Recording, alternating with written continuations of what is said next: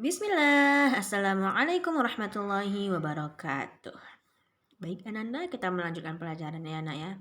Sekarang yang tema 8 subtema 2. Pada subtema 2 ini tentang kemarau dia. Nah, bagian yang akan kita pelajari adalah bagian PPKN, yaitu tentang aturan menghemat air. Sebelum belajar, kita berdoa terlebih dahulu. Bismillahirrahmanirrahim. Rabbi zidni ilman. Langsung ke materinya ya anak ya. Nih dia. Menjelaskan aturan menghemat air.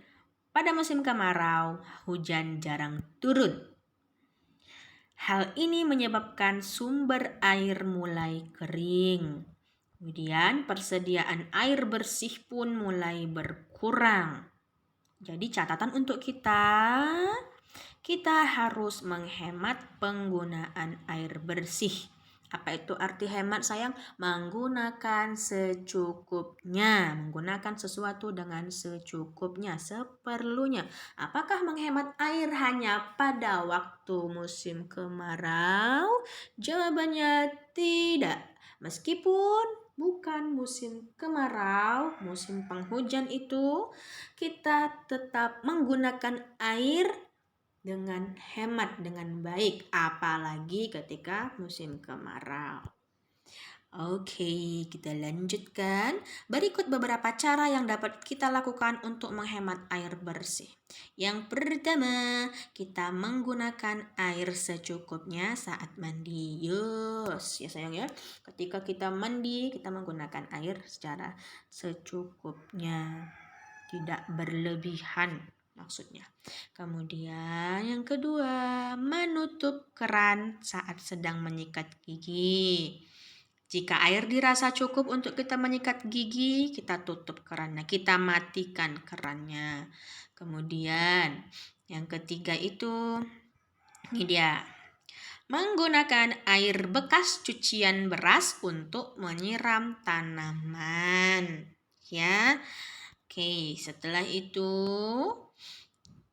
tidak membiarkan air keran terbuang. Maksudnya dikunci betul-betul, ditutup betul-betul air kerannya biar tidak menetes-netes ya, terbuang sayang nanti itu.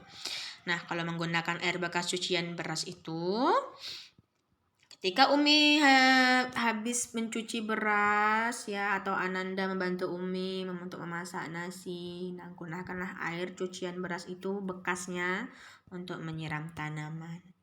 Lanjut ya sayang. Kemudian ini dia menjelaskan aturan menghemat air yang kedua. Di rumah Aisyah terdapat aturan. Ya.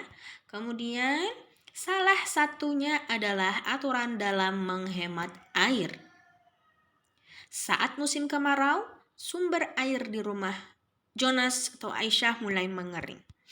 Kemudian orang tua Aisyah membuat aturan penghematan air. Ketersediaan air bersih harus selalu tercukupi. Jadi di setiap rumah itu, pada umumnya rumah yang baik itu terdapat aturannya, aturan apapun itu. Ini aturan menggunakan air ya nak ya. Nih. Oleh karena itu keluarga Aisyah membuat aturan. Nah, aturan tersebut harus dipatuhi oleh seluruh anggota keluarga. Oke, apa saja aturannya kira-kira? Berikut aturannya, yaitu menutup keran saat tidak digunakan. Kemudian tidak membiarkan air keran terus mengalir saat menyikat gigi atau mencuci tangan. Menggunakan air bekas mencuci beras untuk menyiram tanaman. Kemudian memandikan hewan peliharaan di pekarangan rumah yang berumput. Nih, oke. Ini aturan penghematan air yang dibuat oleh orang tua Aisyah di rumahnya. Nah, gimana kalau di rumah Ananda? Ada aturannya tidak? Atau sama dengan aturan di rumah Aisyah? Oke.